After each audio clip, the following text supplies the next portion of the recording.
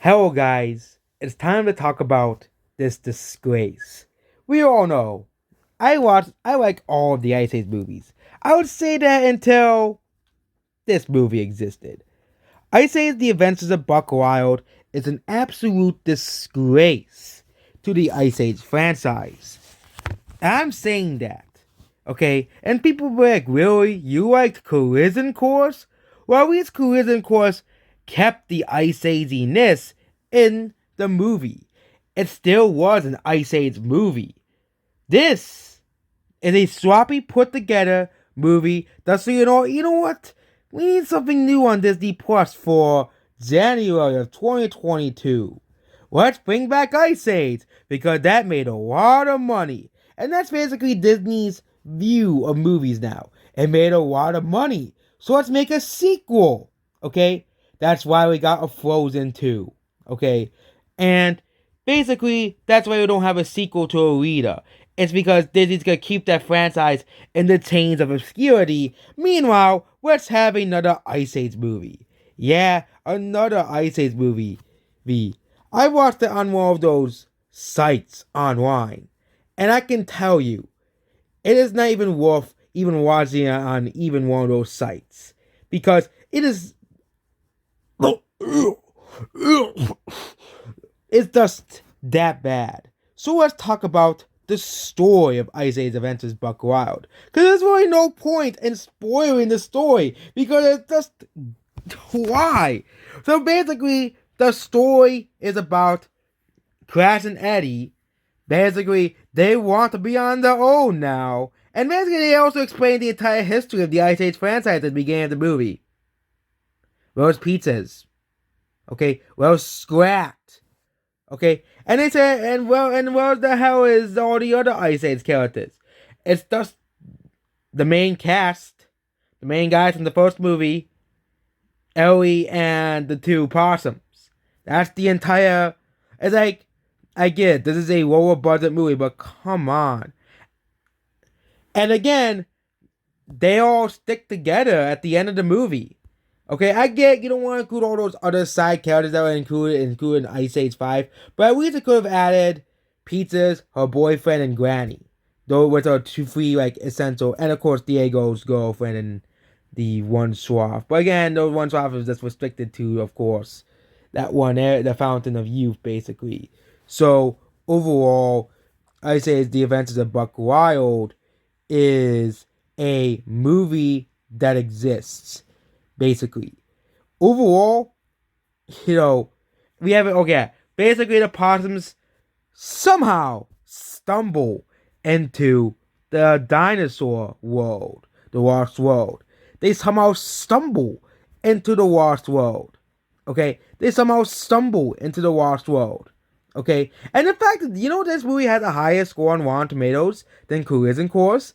Yeah, for some reason, according to Rotten Tomatoes, this movie's better than Collision Course, which is the most hilarious thing I've ever seen, because everybody universally agrees that this is the absolute worst film in the entire franchise. So the plot is basically about this dinosaur named Orson who wants to get revenge on all mammals because and they give no reason why he hates mammals. He just wants to be superior to them because he's basically the Hitler of dinosaurs. And basically he said, actually his reasoning is dinosaurs rule and mammals drool. Yep, that's the reasoning why he hates mammals. Not because he did something to him. And he actually said the reason why he's evil is because of discrimination. Which again, is a good plot, is a good reason for a villain to be evil. If a character is discriminated against, basically they gonna turn evil. There's a lot of these types of concepts done in live action and animation alike. If a character is discriminated against, they're not gonna be happy. They're gonna be evil. And we've seen this for a lot. For example, Dr. Doofenshmirtz is an example of this. If you look at his backstories, you can see that he was basically hated among his own family, causing them to become evil. And of course, there's many other cracked examples of characters basically being well out discriminated against or being unpopular and basically becoming a villain so he can either become popular or because they're sick of the discrimination of the kind. For example, we have the villains of Mario and Luigi Partners in Time, the Shroobs. They basically do not like that their planet is dying, and basically they just attack the Mushroom Kingdom so they can have, so they can save the dying race. Same thing, of course, the aliens from the one movie where they attack and battle for Los Angeles, where they basically attack Earth for water because they don't really have any water. But overall, this is a bad character. Orson is a bad villain. If I have to update my list of worst villains to include Orson on this list because Orson's that bad of a villain, and he would be added to the list. So whoever was at number 10 will be kicked out of the list because Orson's just a bad villain, and his design is pretty bad too. He looks like your typical Disney villain. He doesn't look like a villain that belongs in the Ice Age franchise. If you compare him to the villains of the 4th and 5th movie, those villains look like the masterpieces of villainy compared to Orson. Orson has to be the worst Ice Age villain. And of course we have this weird skunk girl named Z, who is basically just the Black Widow of Manimals. Yeah, I bet they definitely inspired her based on Black Widow. Which, yeah, they most likely did inspire her based off of Black Widow. And overall, this movie is garbage. And you have this emotional scene at the end of the movie where they hug. It's just, yeah, it's done poorly. And then, of course, we have the worst part. I constantly criticize Pokemon for their animation. But the animation for Ice Age Buck Wild is choppy and horrible.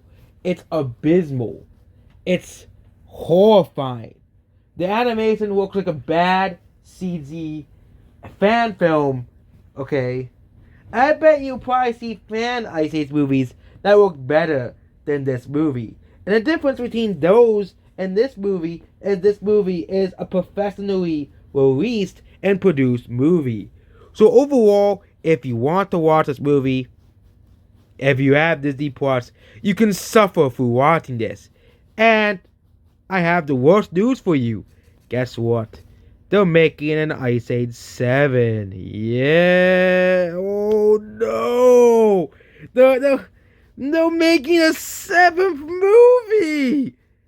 As we already had enough to deal with this garbage. We already had enough to deal with Ice Age Buck Wild, the worst film in the entire franchise. Why can't Disney just give this franchise a rest?